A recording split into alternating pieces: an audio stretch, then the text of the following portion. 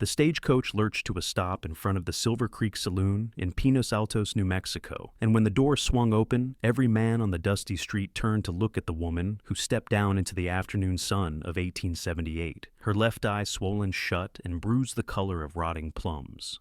Felicity Warner kept her chin up, despite the weight of shame pressing down on her shoulders. Her carpetbag clutched tight in both hands as she surveyed the small mining town that would either be her salvation or her grave. The driver had already tossed her trunk down and driven off before she could even thank him, leaving her standing alone in the middle of a street lined with weathered buildings and curious stares. She had $37 sewn into the lining of her dress, no family within 500 miles, and bruises that mapped 3 years of hell across her ribs where no one could see them. The saloon doors swung open, and a man stepped out onto the wooden walkway, his boots striking the planks with a deliberate rhythm that made her instinctively take a step back. He was tall and lean, with dark hair that curled slightly at his collar and eyes the color of strong coffee. He wore dusty denim pants, a faded blue shirt, and a leather vest that had seen better days, but it was the gun belt slung low on his hips that made her heart skip in the familiar pattern of fear she had learned to live with. "You looking for someone, miss?" His voice was surprisingly gentle, nothing like the hard edge she had expected. Felicity swallowed hard and forced herself to meet his gaze with her good eye. "I am looking for work. I can cook, clean, and I have experience keeping books for a general store back in Kansas City." He stepped down from the walkway and moved closer, and she fought every instinct that screamed at her to run. But then he stopped a respectful distance away, his expression shifting from curiosity to something that looked like recognition, though they had never met before in their lives. "That is a nasty bruise," he said quietly, and the way he said it made it clear he was not making an observation, but asking a question that had nothing to do with how she got it and everything to do with how long she had suffered. Her throat closed up and tears burned behind her eyes, but she blinked them back furiously. She had promised herself no more crying, not ever again. "I am looking for work," she repeated, but her voice cracked on the last word. The cowboy tilted his head slightly, studying her face with an intensity that should have frightened her, but somehow did not. "How long?" he asked, and there was something in those two words that told her he understood exactly what he was asking. The truth came out in a whisper before she could stop it. 3 years. He stood perfectly still for a long moment, his jaw tightening and his hands flexing at his sides. Then he picked up her trunk like it weighed nothing at all and gestured toward the far end of the street with his chin. "My name is Daniel Parker. I run a ranch about 2 miles outside of town with my sister and her husband. We need help with the house and the books, and we pay fair wages. You will have your own room with a lock on the door, and I give you my word that no man will lay a hand on you while you are under my roof." Felicity stared at him, searching his face for any sign of deception, any hint of the false kindness that had trapped her before. But all she saw was a quiet sort of anger that was not directed at her, and a steadiness that made something tight in her chest begin to loosen. "Why would you help me? You do not even know me." Daniel shifted the trunk to his other shoulder and met her eyes without flinching. "Because 3 years is 2 years and 364 days too long, and because I have a sister who showed up at my door once with marks on her face, and a husband who thought his fists solved problems. He does not think that anymore." The implied threat should have bothered her, but instead it felt like the first breath of cool air after suffocating in a closed room. She picked up her carpetbag and nodded once. "I accept your offer, Mr. Parker." "Daniel," he corrected, and then he smiled for the first time, a crooked thing that transformed his serious face into something warm and almost boyish. "And you are?" "Felicity Warner." "Well, Miss Warner, let us get you out of this sun before you faint on me. The wagon is around back." She followed him down the street, acutely aware of the eyes that tracked their progress and the whispers that started up in their wake. In 3 years, she had learned to make herself small and invisible, to move through rooms like a ghost, so she would not draw attention. But walking beside Daniel Parker, with his long, confident stride and the easy way he carried her trunk, she felt almost visible again, almost real. The wagon was exactly where he said it would be, a sturdy buckboard with 2 horses already hitched and waiting. Daniel loaded her trunk into the back and then offered his hand to help her up onto the seat. She hesitated only a moment before taking it, and his palm was warm and calloused against her fingers, rough from honest work rather than violence. They rode in silence for the first mile, the town falling away behind them as the landscape opened up into rolling hills dotted with piñon pines and juniper trees. The September sun was hot but not unbearable, and the air smelled of dust and sage and something green she could not quite name. Felicity kept her hands folded in her lap and tried not to think about all the ways this could go wrong, all the ways she could end up worse off than she had been that morning. "You can relax," Daniel said suddenly, his eyes fixed on the road ahead. "I meant what I said about the lock on the door. My sister Margaret would gut me like a fish if I even thought about making a woman uncomfortable in her own home." Despite everything, Felicity felt a smile tug at the corner of her mouth. "She sounds formidable." "She is. Married Thomas Briggs 5 years ago, and they have been working the ranch with me ever since. It is not a big operation, but we run about 200 head of cattle and have a small herd of horses we breed and train. Thomas is good with animals, and Margaret runs the house like a general runs an army. I mostly handle the business side of things and work the cattle." "And you need someone to help with the books?" Daniel nodded, his jaw tightening slightly. "Margaret has her hands full with the house and the baby, and my handwriting is terrible. We lost our last bookkeeper 3 months ago when he decided to try his luck at the silver mines. Turned out he was better at arithmetic than he was at mining." "Did he strike it rich?" "No, a tunnel collapsed on him. He lived, but he moved back east to recover with family." Daniel glanced at her sideways, his expression softening. "I am not trying to scare you. It is just that life out here is hard, and people come and go. But we take care of our own, and if you work for us, you are one of our own." Something warm and unfamiliar bloomed in Felicity's chest, something that felt dangerously like hope. She had been so careful not to hope for anything in 3 years, had learned that hope only made the disappointment sharper when it was inevitably crushed. But sitting in the wagon beside this quiet cowboy with his honest eyes and his promise of safety, she felt the fragile wings of hope begin to flutter inside her ribcage. The ranch came into view as they crested a small hill, and Felicity caught her breath at the sight of it. The house was larger than she had expected, a solid 2-story structure made of adobe and wood with a wide porch that wrapped around the front. There was a barn, a corral with several horses, and a few smaller outbuildings scattered across the property. Mountains rose in the distance, their peaks still touched with the last of winter's snow, and the whole scene had a quality of permanence that made her throat tighten with emotion she did not dare examine too closely. A woman stepped out onto the porch as they pulled up, wiping her hands on her apron. She was tall like Daniel, with the same dark hair and coffee-colored eyes, and when she caught sight of Felicity's face, her expression shifted from curiosity to something fierce and protective. "Daniel Parker, you better have a good explanation for bringing home a woman who looks like she has been through a war." "I have a great explanation," Daniel said as he hopped down from the wagon and came around to help Felicity down. "Miss Felicity Warner, this is my sister Margaret Briggs. Margaret, Miss Warner is going to be helping you with the house and taking over the books for us." Margaret came down the porch steps and stopped in front of Felicity, her eyes moving over the bruised face with a thoroughness that was clinical rather than pitying. "Did my brother ask you any stupid questions about how you got that eye?" "No, madam. He just asked how long." "Good, because any fool can see how you got it, and the only thing that matters is whether you are safe now."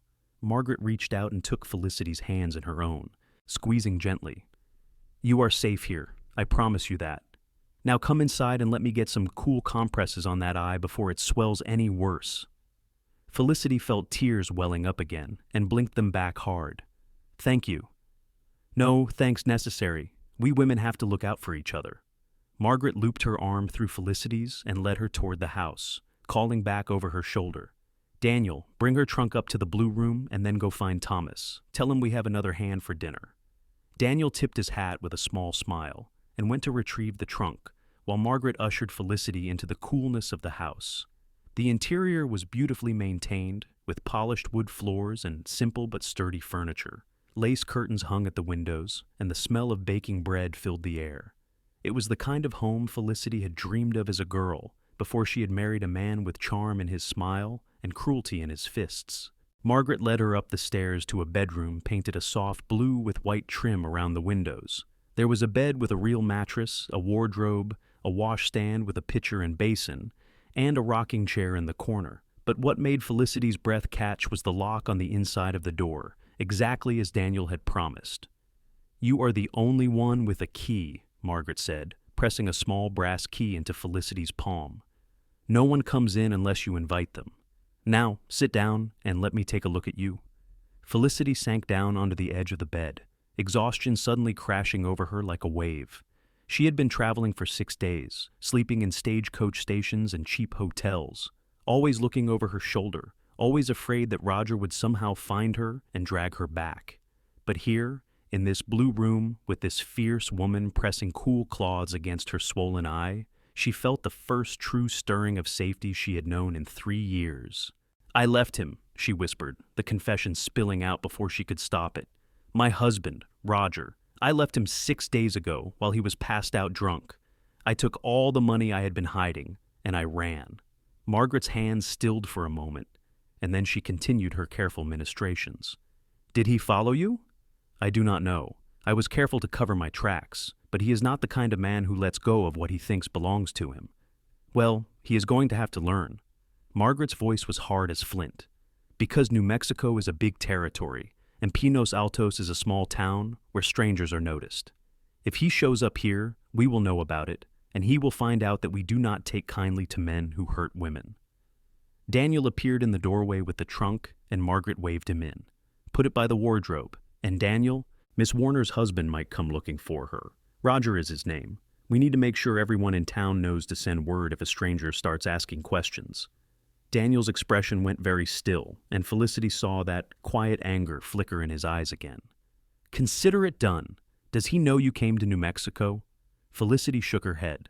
"I told him I was going back to Kansas City to my mother, but my mother has been dead for 5 years. I bought a ticket east and then switched it for one heading west in the next town. I do not think he will find me." "We will make sure of it," Daniel said firmly. "You should rest now. Dinner is at 6, but if you are too tired, Margaret can bring you something up here." "I would like to come down, if that is acceptable," Felicity said quickly. The thought of hiding in her room, of letting fear dictate her actions, made something stubborn rise up inside her. She had spent 3 years walking on eggshells and measuring every word, and she was done with it. "I do not want to be any trouble." "You are not trouble," Margaret said firmly. "You are family now. That is how we do things here." The word family hit Felicity like a physical blow, and this time she could not stop the tears that spilled down her cheeks. Margaret pulled her into a hug without a word, and Daniel quietly left the room, closing the door behind him. Felicity cried into Margaret's shoulder, great gasping sobs that tore out of her chest and left her hollow and shaking. She cried for the 3 years she had lost, for the girl she had been, who had believed in love and happy endings, for the woman she had become, who flinched at sudden movements and slept with one eye open. When the tears finally stopped, Margaret held her at arm's length and looked her square in the eye. "You listen to me, Felicity Warner. What happened to you was not your fault. You did nothing to deserve it, and you do not have to earn your place here. You are enough exactly as you are, bruises and fear and all. We will help you find your strength again, but you do not have to be strong right now. You just have to rest." Felicity nodded, too wrung out to speak, and Margaret helped her lie down on the bed. Someone had already turned down the covers, and the sheets smelled of lavender and sunshine. Margaret pulled a light blanket over her and moved toward the door. "Lock the door behind me," she said gently. "Get used to feeling safe." When she was gone, Felicity got up and turned the lock, the small click of the mechanism sliding into place the most beautiful sound she had ever heard. She went back to the bed and lay down, staring up at the ceiling, where afternoon light painted golden patterns across the whitewashed boards. She waited for the fear to come, for the voice in her head that sounded like Roger, telling her she was worthless and stupid and lucky anyone would want her. But the voice was quiet, muffled by distance and exhaustion, and the strange kindness of strangers who were already becoming something more. She slept dreamlessly for the first time in 3 years. When she woke, the light outside had shifted to the deep gold of early evening, and she could hear the murmur of voices from downstairs. Felicity got up and unpacked her trunk, hanging her few dresses in the wardrobe, and arranging her hairbrush and the small daguerreotype of her parents on the washstand. She poured water into the basin and washed her face carefully, avoiding the bruised eye, and then pinned her hair up in a simple twist. Looking at herself in the small mirror above the washstand, she barely recognized the woman staring back at her, thin and tired, with shadows under her eyes, and a wariness in her expression that had not been there 4 years ago. But alive. She was alive and free, and that had to count for something. Dinner was an informal affair around a large table in the kitchen, and Felicity found herself seated between Margaret and a weathered man with kind eyes who introduced himself as Thomas Briggs. Daniel sat across from her, and there was a ranch hand named Samuel who sat with the single-minded focus of a man who had been working hard all day. No one commented on her bruises or asked intrusive questions. Instead, they talked about the cattle and the horses, about a problem with the well that needed fixing, about the upcoming dance in town that Margaret was trying to convince Thomas to attend. "I do not dance," Thomas said, for what was clearly not the first time, his mouth quirking up at the corner. "You do too dance. I have seen you," Margaret shot back, passing a bowl of beans to Felicity. "You just do not like doing it in public where people can judge your terrible footwork." "My footwork is perfectly adequate for a man who spends most of his time on a horse." Daniel laughed, the sound warm and genuine, and Felicity felt something tight in her chest ease a little more. This was what a family was supposed to be, she thought, teasing and laughter, and people who actually liked each other, not the cold silences and explosive rages that had defined her marriage. "What about you, Miss Warner?" Daniel asked, his eyes crinkling at the corners. "Do you dance?" "I used to," Felicity said carefully. "Before." The table went quiet for a moment, and then Margaret reached over and squeezed her hand. "Then you will dance again? Maybe not at the next dance, but someday. And when you do, I expect you to save one for my brother, because Lord knows he needs all the help he can get finding a decent woman." "Margaret," Daniel said with the long, suffering tone of someone who had endured this particular conversation many times before, "I am just saying, you are 26 years old, and the women in town are starting to think there is something wrong with you." "There is nothing wrong with me. I am just particular."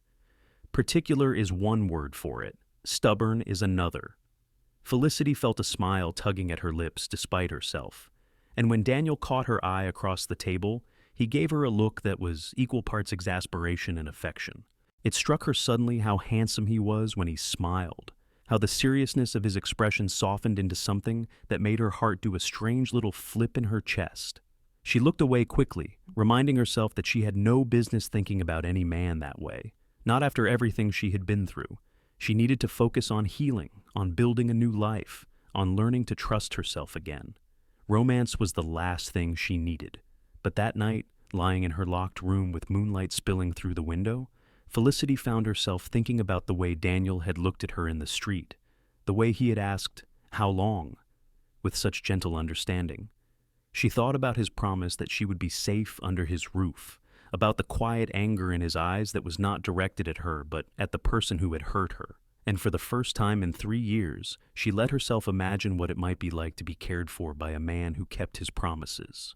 The next morning, Margaret showed her around the house and explained her duties. It was more work than Felicity had done in years, but it was honest work, and she threw herself into it with a determination that surprised even herself. She scrubbed floors and washed windows, helped Margaret with the cooking and the laundry, and spent the afternoons working on the ranch books in a small office off the main room. The numbers were a mess, but Felicity had always been good with figures, and there was something satisfying about bringing order to chaos. Daniel was often gone during the day, working the cattle or riding fence lines, but he came in for meals and always asked how she was settling in. He was careful not to crowd her, she noticed, careful to give her space and never make sudden movements around her. It was the kind of thoughtfulness that could not be faked, and it made her trust him in a way that terrified and thrilled her in equal measure. 2 weeks passed, and Felicity fell into a rhythm at the ranch. She woke early and helped Margaret with breakfast, spent the morning cleaning or working in the garden, and devoted the afternoons to the books. In the evenings, she would sit on the porch with Margaret and watch the sun set over the mountains. And sometimes Daniel would join them, settling into one of the rocking chairs with a quiet contentment that spoke of a man who knew exactly where he belonged. "You are good at this," Daniel said one evening, gesturing to the ledger she had brought out to show him her progress. "These books have not looked this organized in years." Felicity felt a flush of pride warm her cheeks. "I like numbers.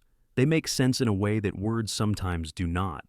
I am the opposite. I can talk to cattle and horses just fine, but put a column of numbers in front of me and my brain turns to mush. He leaned back in his chair, his long legs stretched out in front of him. Where did you learn bookkeeping? My father owned a general store in Kansas City. He taught me how to keep the books when I was young, said it was important for a woman to be able to handle finances. Her voice softened. He died when I was 17, cholera outbreak. My mother followed 6 months later. I am sorry. It was a long time ago. Felicity closed the ledger, running her fingers over the worn leather cover. I met Roger about a year later. He worked at the bank and seemed so charming, so respectable. Everyone said I was lucky to catch his attention. Daniel's jaw tightened. Did he hurt you before you married him? No, he was perfect before we married. Flowers and poetry and promises about the life we would build together. She laughed, a bitter sound. I thought I was the luckiest woman alive. And then the wedding was over, and we moved into the house his parents had given us, and he changed. Not all at once, but slowly. First it was just comments about how I dressed or how I spoke. Then it was controlling where I went and who I saw. The first time he hit me was 6 months after the wedding, and I told myself it was a mistake, that he had been drinking and did not mean it. But it happened again, and again, until I realized that the man I married never existed at all. He was just a mask Roger wore to trap me. You should have killed him, Daniel said quietly, and there was something in his voice that made Felicity look at him sharply. I thought about it, more times than I can count. But I was afraid I would hang for it, afraid I would miss and make things worse. She swallowed hard. So I ran instead. I saved every penny I could hide, and when the opportunity came, I took it. Daniel was quiet for a long moment, staring out at the darkening landscape. My sister was married before Thomas, a man named Garrett who seemed decent enough at first. Then Margaret showed up here one night, with a split lip and bruises around her throat. Said she had fallen down the stairs. He paused, his hands gripping the arms of the rocking chair. I knew she was lying, but she made me promise not to do anything. Said she could handle it. 2 weeks later, Garrett came here drunk and demanding she come home. He tried to drag her off the porch by her hair. What did you do? I put him in the dirt and told him if he ever touched my sister again, I would kill him. Then I made him sign papers that gave Margaret a divorce on grounds of cruelty, and I put him on a horse heading east with the understanding that if he ever came back to New Mexico, he would not leave alive. Daniel's voice was flat, matter of fact. Margaret met Thomas a year later. He is a good man. He loves her the way she deserves to be loved. Felicity felt something shift inside her, a recalibration of how she understood this quiet cowboy who had offered her sanctuary without hesitation. That is why you helped me, because of Margaret. Partly, Daniel admitted, but also because it was the right thing to do, and because when you stepped off that stagecoach, you looked so damn brave and broken at the same time that it just about killed me to see it. She did not know what to say to that, so she said nothing. They sat in silence as the stars began to appear overhead, and Felicity realized that, for the first time since leaving Kansas City, she was not afraid. Not of the dark, not of what tomorrow might bring, not even of the feelings that were beginning to stir inside her whenever Daniel was near. Life continued to unfold in gentle patterns. Felicity's bruises faded from purple to green to yellow, and finally disappeared altogether. And with them went some of the fear that had been her constant companion. She laughed more, talked more, allowed herself to relax into the rhythm of ranch life. Margaret became not just an employer, but a friend. Someone Felicity could talk to about everything from recipes to the books she had read to the strange experience of learning to live without fear. Daniel was a more complicated matter. He was kind and respectful, funny in a dry way that always caught her off guard, and so patient with her that sometimes she wanted to shake him. He never pushed, never crowded, never made her feel like she owed him anything for his help. But there were moments when she would catch him looking at her with an expression that made her heart race. Moments when their hands would brush while reaching for the same thing, and she would feel a jolt of something electric run through her. One afternoon in October, Daniel asked if she would like to learn to ride. Felicity had never been on a horse in her life, city-born and raised as she was, but the idea appealed to her. She wanted to be useful, to pull her weight on the ranch, and everyone here seemed to live half their lives on horseback. I have the perfect horse for you, Daniel said, leading her out to the corral where a dozen horses milled about. He gave a low whistle, and a small bay mare with a white star on her forehead trotted over, nickering softly. "This is Rosie. She is gentle as a lamb and smart as they come. She will take good care of you." Felicity reached out and stroked the mare's soft nose, marveling at the warmth and life she could feel through the skin. "Hello, Rosie." The mare lipped at her palm, searching for treats, and Daniel laughed. "She is spoiled rotten. Here, give her this." He handed Felicity an apple slice, and Rosie took it delicately, crunching with obvious pleasure. Daniel saddled the mare with efficient movements, explaining each step as he went. Then he led Rosie over to the fence and helped Felicity mount, his hands careful and respectful as he boosted her into the saddle. The ground seemed very far away, and Felicity clutched at the saddle horn with white knuckles. "Easy," Daniel murmured, his hand coming to rest on her knee for just a moment. "Rosie would not throw you if her life depended on it. Just relax and let your body move with hers." He led them around the corral on foot, talking to her about how to hold the reins and how to use her legs to signal the horse. Felicity focused on his voice, on the gentle sway of the mare beneath her, and gradually the tension in her shoulders began to ease. By the time they had circled the corral a dozen times, she was actually starting to enjoy herself. "Good," Daniel said with a warm smile. "You are a natural. Want to try on your own?" Terror and exhilaration warred inside her, but the exhilaration won. "Yes." He released the lead rope and stepped back, and Felicity urged Rosie forward with a gentle squeeze of her legs, just like Daniel had taught her. The mare responded immediately, walking in a steady circle around the corral, while Felicity tried not to squeal with delight. She was doing it. She was riding a horse, something she had never imagined herself doing, and it was wonderful. Daniel watched from the center of the corral, his eyes tracking her progress, and when she completed a full circuit and brought Rosie to a stop in front of him, the pride in his expression made her feel like she had just accomplished something truly remarkable. "That was amazing," she breathed, her face flushed with excitement. "You are amazing," Daniel said, and then he seemed to realize what he had said and cleared his throat, looking away. "I mean, you did well. For a first time." Felicity felt that strange flutter in her chest again, that dangerous warmth that had nothing to do with the October sun and everything to do with the man standing beside her. She dismounted clumsily, nearly losing her balance, and Daniel caught her elbow to steady her. They stood there for a moment, too close, his hand warm through the sleeve of her dress, and Felicity felt her breath catch in her throat. "Thank you," she whispered, "for this, for everything." "You do not have to thank me, Felicity. I want to. You have given me back my life." Daniel's hand tightened on her elbow for just a second, and then he stepped back, putting proper distance between them. "You gave yourself back your life when you stepped on that stagecoach. I just provided a soft place to land." That night, Felicity lay in her bed and admitted to herself what she had been trying to ignore for weeks. She was falling in love with Daniel Parker. It was the worst possible timing, the most foolish thing she could do, given that her divorce from Roger was not even final, given that she was still learning to trust her own judgment. But the heart, she was learning, had very little interest in what was sensible or appropriate. The question was what to do about it. Daniel had been nothing but respectful, but she thought maybe, possibly, he might feel the same way. There were moments when she caught him watching her with something in his eyes that looked like longing, moments when his voice softened in a way that made her think he cared for her as more than just someone who worked on his ranch. But she was afraid.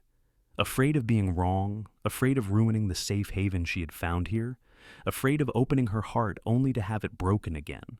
So, she said nothing and tried to ignore the way her pulse jumped whenever Daniel walked into a room. November arrived with cooler weather and the first hints of winter in the air. The cattle were driven to lower pastures, and Daniel was gone for 3 days helping with the roundup. Felicity found herself watching the road, listening for the sound of hoofbeats, and trying not to think too hard about why his absence left such a hollow feeling in her chest. When he finally rode back in, dusty and exhausted, she met him on the porch with a cup of coffee and a smile that was far too bright for someone who was supposed to be just his bookkeeper. "Welcome home," she said, handing him the cup. Daniel took it with a grateful nod and drank deeply, his throat working as he swallowed. There was something in his eyes when he looked at her, something that made her breath catch. "I miss this place," he said quietly, "and I miss the people in it. We missed you too. Did you? The question hung in the air between them, weighted with meaning neither of them was quite ready to acknowledge. Felicity felt her heart hammering against her ribs, felt the pull toward him, like gravity, like something inevitable and terrifying. Yes, she whispered, I did. Daniel set down the cup and took a step toward her, and Felicity's breath stopped altogether. She could see the exhaustion in his face, the days of hard work written in the lines around his eyes, but she could also see something else, something that looked like hunger and hope and fear all mixed together. Felicity, I need to tell you something, he began, and then Margaret opened the door and stuck her head out. Daniel, you are back, thank goodness. The roof in the barn is leaking again, and Thomas needs help fixing it before the weather turns. Can you come look at it? Daniel closed his eyes briefly, his jaw working, and then he nodded. Of course. Let me take care of my horse first. Margaret disappeared back inside, and Daniel looked at Felicity with an expression that was almost apologetic. We will talk later. Later, Felicity agreed, even though she wanted to grab him by the shirt and demand he finish what he had been about to say. But later did not come that day or the next. Daniel was busy catching up on work from the roundup, and Felicity was occupied with the books and helping Margaret prepare for winter. They saw each other at meals and in passing, but there was never the right moment, never the privacy, and the tension between them built like a gathering storm. A week after Daniel's return, a stranger rode into town, asking questions about a woman who fit Felicity's description. Samuel heard about it at the general store and came racing back to the ranch to warn them. He is big, with dark hair and fancy city clothes, Samuel reported, his face grim. Told folks in town he was looking for his wife, that she had run off and he was worried sick about her. But the way he talked, it did not sound like worry. It sounded like anger. Felicity's blood turned to ice in her veins. Roger had found her. After all her careful planning, all the miles she had put between them, he had tracked her down. She sat down heavily at the kitchen table, her hands shaking so badly she had to clasp them together to hide it. What did people tell him? Daniel asked, his voice dangerously calm. Nothing much. Most folks do not know Miss Warner, and those who do were smart enough to play dumb. But he is staying at the hotel in town and asking questions. It is only a matter of time before someone lets something slip. Daniel's jaw was tight as he turned to Felicity. Does Roger know how to track? Is he the kind of man who could follow you here on his own? She shook her head. He is a banker. I do not think he has ever been more than 10 miles outside of Kansas City in his life. He must have hired someone, a detective or a bounty hunter. Then we deal with it. Daniel's voice was flat and hard. Thomas, you and Samuel spread the word in town that anyone who gives information to this man answers to us. Make it clear that we protect our own. Margaret, you and Felicity stay here at the ranch. Do not go anywhere alone. And Felicity, I need you to stay armed. Can you shoot? No. Then I will teach you, right now. He took her out to the shooting range behind the barn and put a revolver in her hands, showing her how to load it, how to aim, how to manage the recoil. Felicity's hands were shaking so badly the first few times that she could barely pull the trigger, but Daniel was patient, standing behind her with his hand steadying hers, his voice calm and reassuring in her ear. You can do this, he murmured. You are stronger than you think. She fired again and this time hit the target, sending a tin can flying. The rush of accomplishment mixed with adrenaline made her feel powerful in a way she had never experienced before.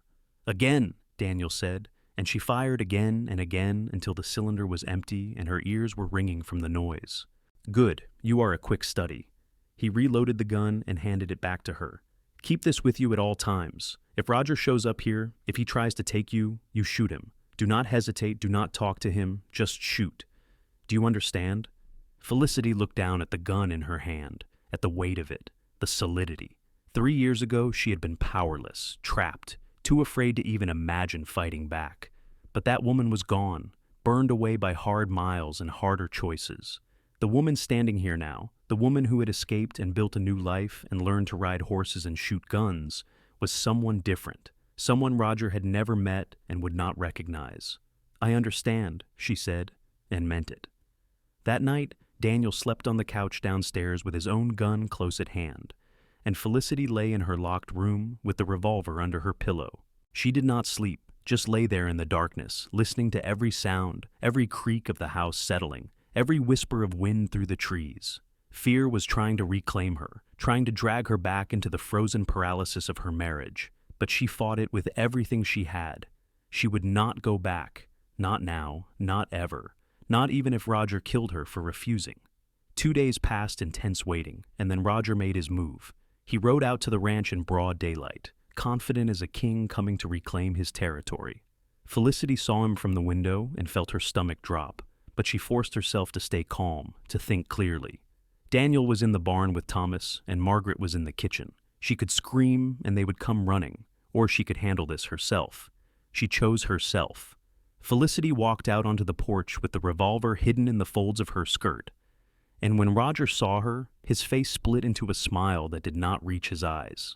"Felicity, darling, there you are. I have been so worried about you." He dismounted and started toward the porch, his movements smooth and controlled, the predator pretending to be harmless. "You have led me on quite a chase. Come now, let us go home and forget all this foolishness." "No." The smile slipped. "What did you say?" "I said no. I am not going anywhere with you. We are done, Roger. I want a divorce." His face darkened, and she saw the rage beginning to build behind his eyes, the same rage that had preceded every beating, every cruel word. "You are my wife. You go where I say you go. Now get your things and get on this horse before I lose my temper." "I said no." Felicity pulled the revolver from her skirt and leveled it at his chest, her hand surprisingly steady. "You do not own me, Roger. You never did. I was just too scared to realize it before." Roger stared at the gun, and then he laughed, a cold sound that made her skin crawl. "You are not going to shoot me. You do not have the spine for it. Try me."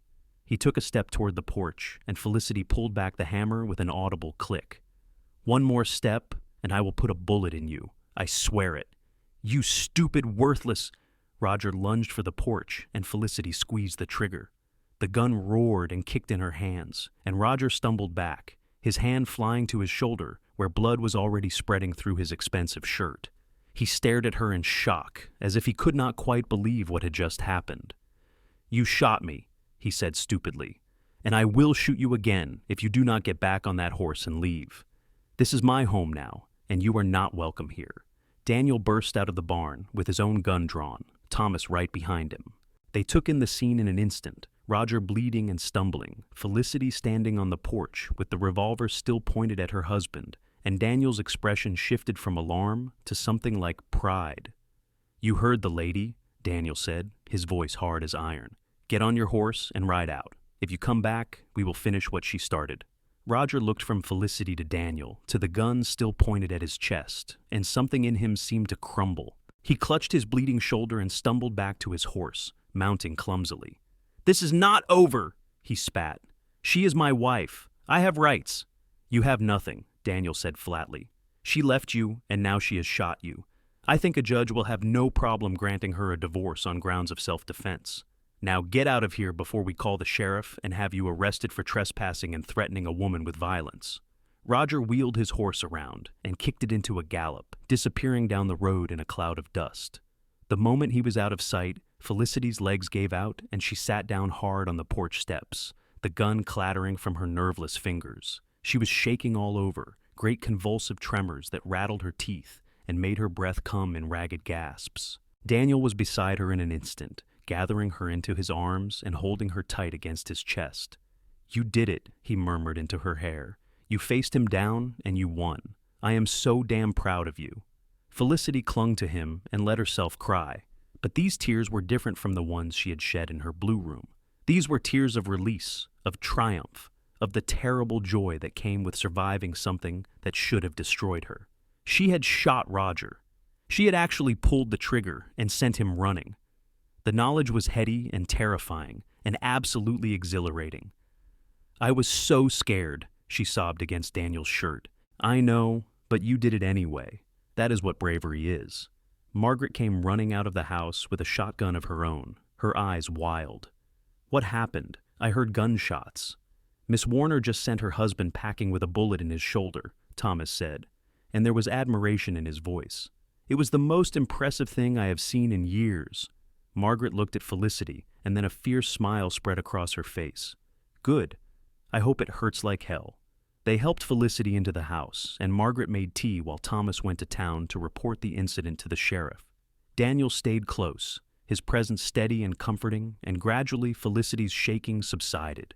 By the time Thomas returned with the sheriff in tow, she was calm enough to give a clear account of what had happened. The sheriff, a grizzled man in his 50s with kind eyes, listened carefully and made notes in a small book. Did he threaten you, Miss Warner?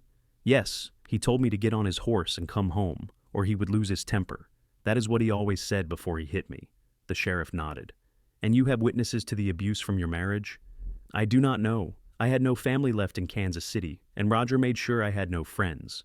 But he broke my arm once and I went to a doctor. There should be records. We will look into it.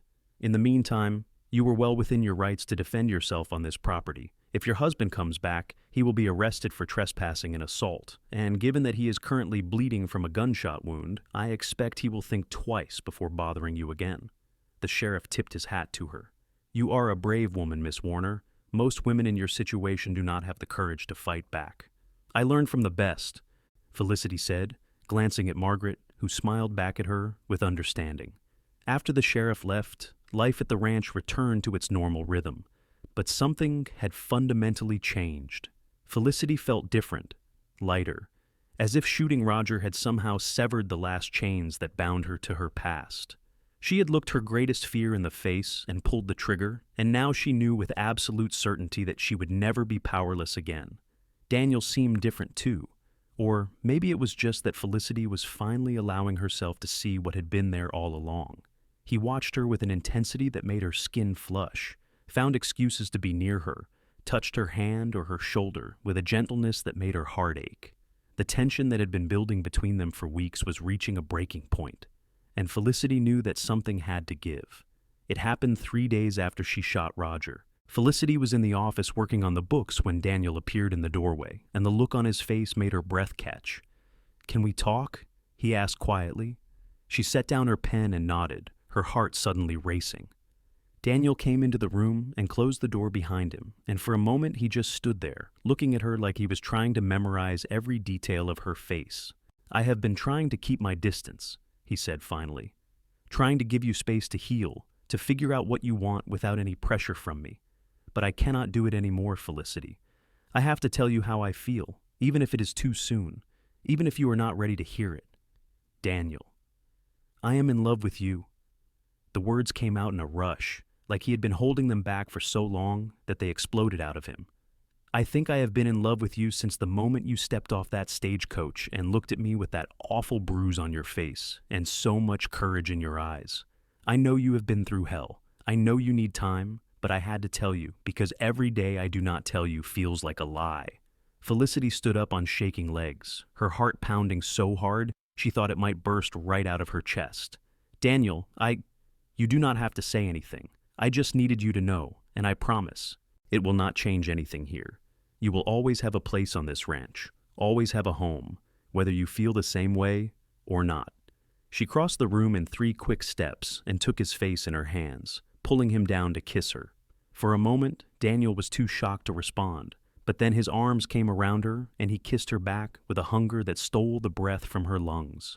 It was nothing like the kisses she had shared with Roger, which had always felt more like ownership than affection. This was heat and passion, and something tender that made tears spring to her eyes. When they finally broke apart, both breathing hard, Felicity rested her forehead against his and smiled. "I love you too, Daniel Parker. I tried not to, tried to convince myself it was too soon, that I needed more time, but my heart does not seem to care about what is sensible or appropriate. It wants you."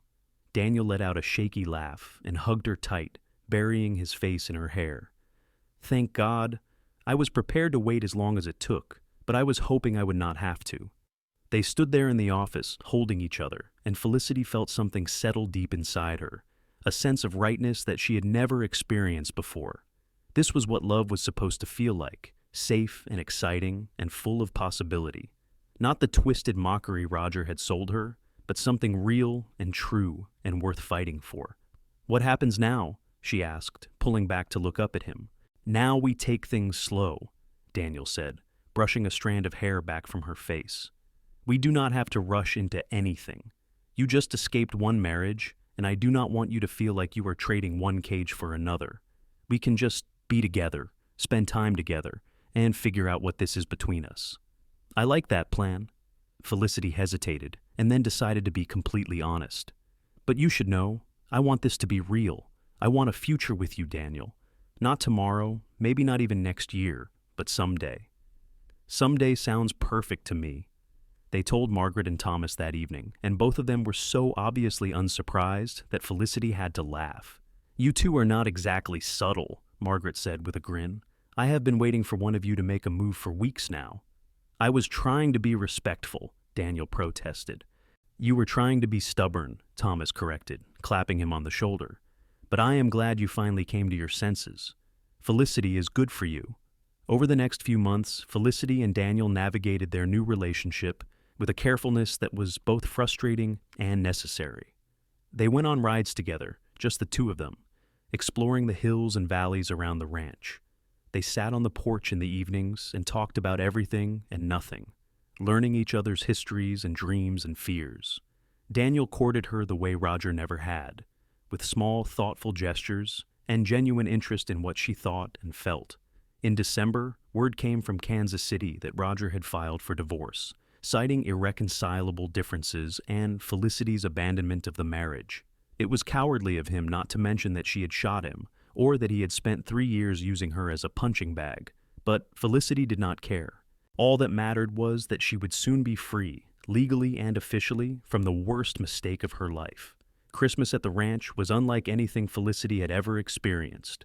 Margaret insisted on decorating every surface with pine boughs and candles, and Thomas somehow procured a scrawny tree that they decorated with strings of popcorn and paper ornaments. On Christmas morning, Daniel gave Felicity a small leather journal with her initials embossed on the cover. "For writing down numbers or anything else you want," he said, his ears going red in the way they did when he was embarrassed. Felicity gave him a scarf she had knitted herself, the stitches uneven but serviceable, and the look on his face when he unwrapped it made her feel like she had given him something precious. "I love it," he said, wrapping it around his neck, despite the fact that they were inside and the fire was roaring. "I will wear it every day." "You do not have to do that." "I want to." In February, the divorce papers arrived, and Felicity held them with shaking hands, hardly able to believe it was real. She was free. After 3 years of hell and 6 months of recovery, she was finally, legally, completely free. Daniel found her sitting on her bed with tears streaming down her face, and he sat down beside her and pulled her into his arms. "Happy tears, I hope," he murmured. "The happiest," she said, and kissed him with all the joy and relief and love she had been hoarding inside her. Spring arrived with wildflowers carpeting the hills and new foals being born in the pasture. Felicity had been living on the ranch for almost a year, and in that time, she had transformed from the frightened woman who stepped off the stagecoach into someone she barely recognized. She was strong now, capable, confident in her ability to handle whatever life threw at her. She could ride a horse, shoot a gun, manage the ranch books with ease, and she had a family who loved her, and a man who looked at her like she hung the moon. On a warm evening in April, Daniel took her riding up into the hills to a spot that overlooked the entire valley. The sun was setting in a blaze of orange and pink, and the land stretched out below them in shades of green and gold. He helped her down from Rosie, and then stood there for a moment, just looking at her with an expression that made her heart skip. "Felicity Warner, you are the bravest, strongest, most beautiful woman I have ever known," he said, and then he dropped to one knee and pulled a small box from his pocket. "I know we said we would take things slow, and I am not trying to rush you, but I also know what I want. And what I want is to spend the rest of my life with you. Will you marry me?" Felicity looked down at him, at this good man who had given her back her life and her heart, and the answer was the easiest thing she had ever said. Yes. Yes, 1,000 times. Yes.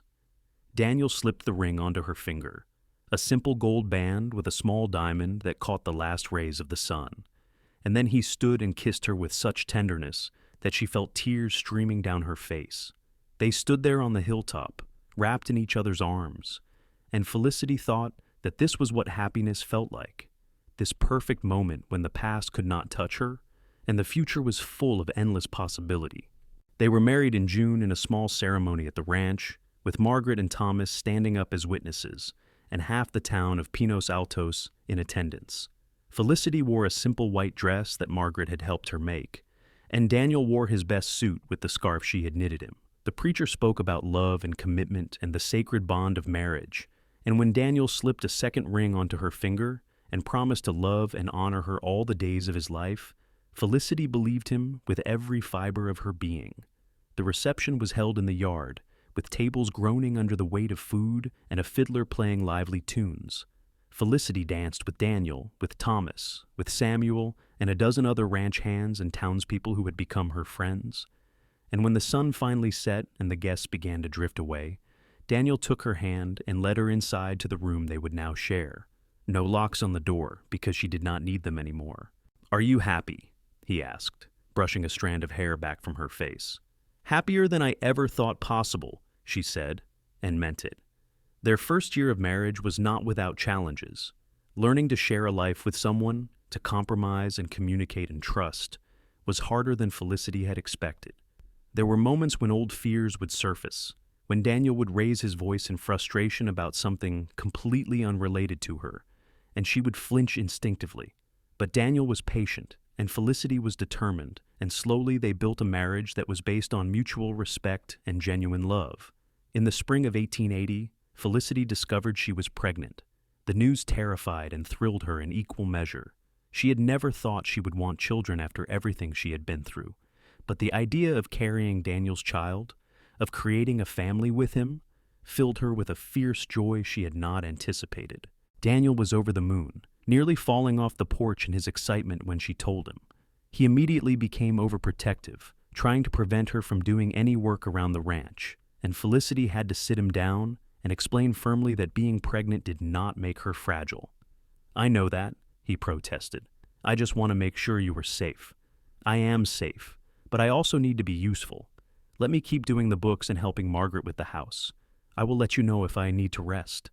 He agreed reluctantly, and Felicity continued her normal routine well into her pregnancy.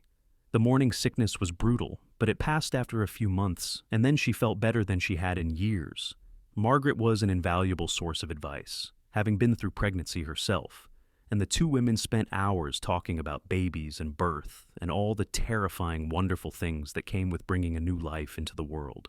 In November, Felicity went into labor on a cold morning when the first snow was falling. Margaret and the doctor saw her through it, and Daniel paced the floor downstairs, wearing a path in the wood, until Thomas finally dragged him outside to do some work to keep him from losing his mind. 12 hours later, Felicity held her son in her arms, a tiny, perfect human with dark hair and his father's serious eyes.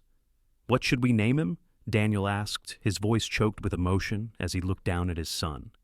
"I was thinking, William," Felicity said softly. "After my father. William Parker. I like it." Daniel reached out and stroked the baby's cheek with one gentle finger, and Felicity fell in love with him all over again in that moment. William was a good baby, calm and curious, and Felicity discovered that she loved being a mother. It was exhausting and overwhelming, and sometimes boring in a way she had not expected, but it was also deeply satisfying. Watching her son grow and change, seeing pieces of herself and Daniel in his expressions and mannerisms, filled her with a contentment that ran bone deep. 2 years later, Felicity gave birth to a daughter they named Rose, and then 3 years after that, another son named Henry. The house that had once seemed so large now felt comfortably full, with children's laughter echoing through the rooms and toys scattered across the floors. Daniel proved to be a wonderful father, patient and playful, always willing to get down on the floor and build block towers or tell stories. And Felicity, who had once thought she would never escape the nightmare of her first marriage, now lived a life so full of love and joy that sometimes she had to pinch herself to believe it was real. Margaret and Thomas had children of their own, 2 boys and a girl, and the cousins grew up together on the ranch, running wild through the hills and learning to ride almost before they could walk. The ranch prospered under their combined efforts, growing from 200 head of cattle to nearly 1,000, and Daniel's horse breeding program became known throughout New Mexico for producing quality animals. On their 10th wedding anniversary, Daniel took Felicity back to the hilltop where he had proposed. The children were with Margaret for the night, and it was just the two of them watching the sun set over the valley that had become their home. "Do you ever regret it?" Daniel asked quietly. "Leaving Kansas City, marrying me, building a life here?" Felicity turned to look at him, at the man who had saved her life by offering her a choice when she had none, who had loved her patiently and completely until she learned to love herself again. "Not for a single moment. This is exactly where I am supposed to be." He pulled her close and kissed her, and Felicity thought back to that day 10 years ago when she had stepped off the stagecoach with a black eye and $37 and a desperate hope for something better. She had been so broken then, so afraid, but she had also been brave enough to run, to risk everything for the chance at a new life. And that bravery had led her here, to this man and this family and this beautiful wild land that had become her home. The years continued to unfold in gentle patterns. William grew tall and serious like his father, taking an interest in the business side of the ranch. Rose was wild and fearless, always climbing trees and racing horses and giving her mother heart palpitations. Henry was the youngest and sweetest, with a gift for gentling animals and a smile that could charm anyone. Felicity watched them grow, with a mixture of pride and bittersweet awareness of how quickly time was passing. Daniel's hair began to gray at the temples, and Felicity found her first white hair on her 30th birthday. They laughed about it together, about getting older and how their bodies were not quite as resilient as they used to be. But Felicity did not mind the signs of aging. Each wrinkle and gray hair was proof that she had survived, that she had built a life worth living. When William was 18, he announced that he wanted to go to university to study law. Felicity's first instinct was to say no, to keep her son close where she knew he was safe. But Daniel reminded her gently that they had to let their children make their own choices, find their own paths, even if it scared them. So they sent William east with their blessing and enough money for tuition, and Felicity cried for 3 days straight after he left. Rose showed no interest in leaving the ranch, declaring at 15 that she was going to be a horse trainer, like her father, and that was that. Henry was still too young to know what he wanted, but he seemed content to stay close to home, working with the animals and helping Thomas with the day-to-day operations. Margaret's children grew up too, taking on more responsibility around the ranch, and gradually the younger generation began to take over from their parents. It was both wonderful and strange to watch, to see the cycle continuing, to know that the ranch would endure long after they were gone. On their 20th anniversary, Felicity and Daniel renewed their vows in the same spot where they had been married, with their children and Margaret and Thomas and half the territory in attendance. Felicity wore a new dress, pale blue instead of white, and Daniel wore the scarf she had made him all those years ago, now so worn and patched that it was more repair than original fabric. "I love you," he said as they stood together in front of the preacher. "I have loved you every day for 20 years, and I will love you every day for the rest of my life." "I love you too," Felicity said, her voice strong and clear. "You gave me back my life, and I have spent every day since trying to be worthy of that gift." "You were always worthy," Daniel said, and kissed her while their children cheered and the sun shone down on the valley that had become their home. Years later, when Felicity was in her 60s and her hair had gone completely white, she sat on the porch in her rocking chair and watched the sunset paint the mountains gold. Daniel sat beside her, his hand wrapped around hers, and they did not need to speak to communicate the depth of what they felt for each other. They had built a life together from the ashes of Felicity's pain, had raised 3 good children, and helped build a thriving ranch, had loved each other through good times and hard times and everything in between. "Do you remember the day we met?" Daniel asked, his voice softer than it used to be, but still full of warmth. "Every detail," Felicity said. "You asked me how long, and I said 3 years, and I thought that was the end of my story, but it was really the beginning." "The best beginning," Daniel agreed, and squeezed her hand gently. Felicity looked out at the land that had become her home, at the house full of children and grandchildren, at the mountains that had watched over her for more than 40 years.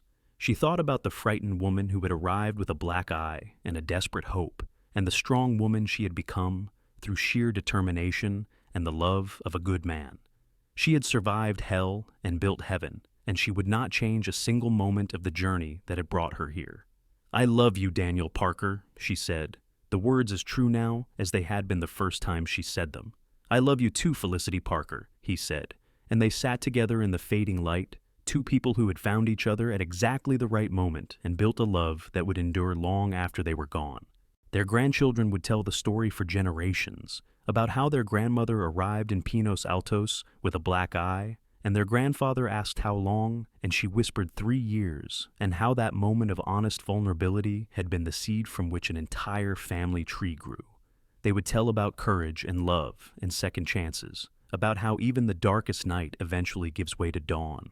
And sitting on that porch, hand in hand with the man who had saved her by giving her the chance to save herself, Felicity knew that their story had the ending she had once thought impossible. Not just a happy ending, but a joyful one, full of love and family and a life well lived. She had survived, and more than that, she had thrived. And in the end, that was the greatest victory of all.